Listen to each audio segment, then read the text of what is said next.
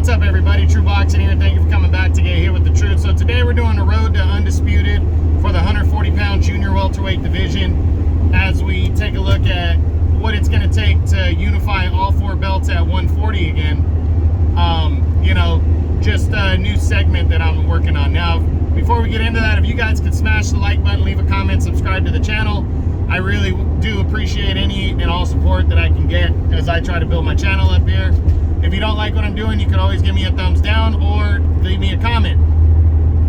But back to the road to Undisputed at 140. So, it's basically just a roadmap of what could happen, and if I believe we can get to an undisputed champion at 140 pounds. Currently, we have 4 world champions. We have in the WBA, Rolando Romero just captured the WBA belt with a controversial 9th round TKO of Ishmael Barroso. And moving forward, it looks like Rolly could be fighting O'Hara Davies, who is his WBA mandatory.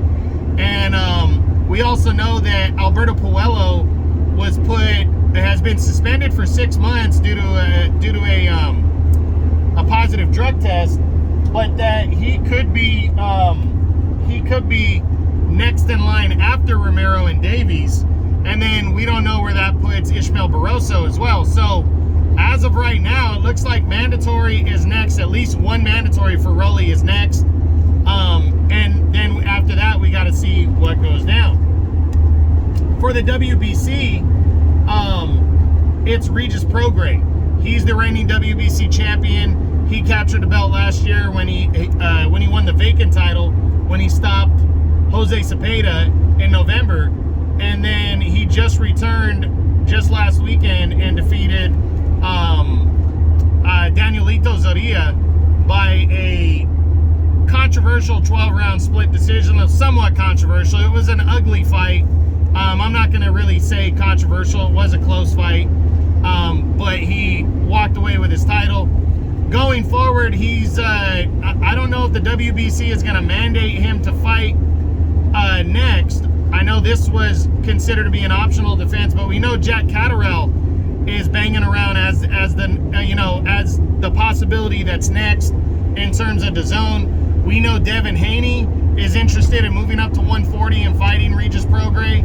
So it's really kind of up in the air on what Prograis is going to be doing next. We really don't know yet. The IBF title is currently held by Subriel Matias, who captured the vacant championship back in February when he stopped Jeremias Ponce by a 5th round knockout. It was a good firefight up to that point. Matias is returning in August to make an optional defense against Sergey Lipinets, the former champ.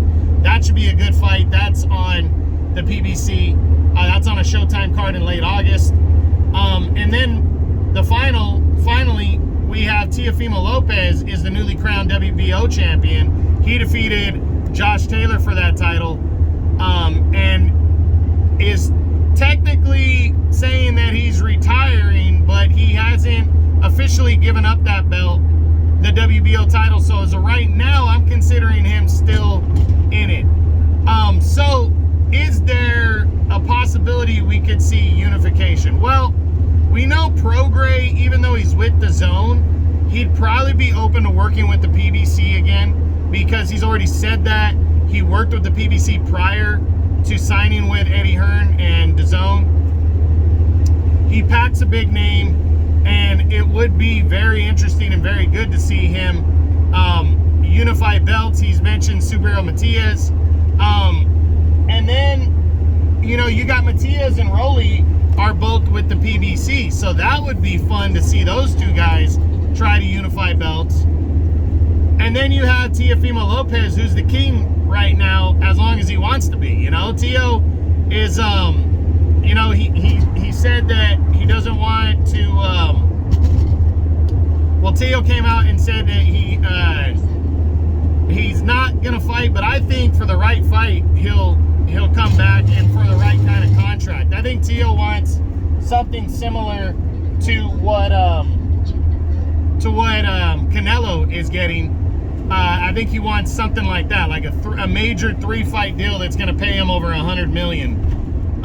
You know, he wants a big payday like that. Not sure he gets that much, but I'm pretty sure Tio would get a sizable contract with somebody if he wants it. And I really would love to see him get that kind of opportunity and try to take over the division. So it's really up to Tio, because it depends on if Tio's going to stay with Top Rank, or, you know, depends on just really what he wants to do. I think it all centers around him, but with him, Prograis being a big name, I think those guys could really draw some of these other guys, especially if Devin Haney moves up and were to beat Prograis, then that just adds another big name to the division. So I can see these belts becoming unified. I don't know if it can happen in the next calendar year with mandatories and some of these guys dancing around each other, but I do believe, because Rolly's a big name, Matias has a very attractive style, he's a fun, hard-hitting guy, Prograis, same kind of thing, and he's got a big name, and Teofimo Lopez has a huge name. I think with the star power and the styles, I think these guys will be willing to cross the street and make unifications happen. I say by next year, we're at least going to have 2 of the belts unified, maybe 3, and maybe towards the second half of next year, early 2025, we could be seeing another Undisputed Champion being crowned at 140 pounds. So we'll see what happens, but that's it. That's what I got. That's my road to Undisputed at the 140-pound junior welterweight division. I hope you enjoyed the video. If you did, smash the like button, leave a comment, subscribe to the channel. I appreciate any and all support. This is True Boxing. You've been hit with the truth.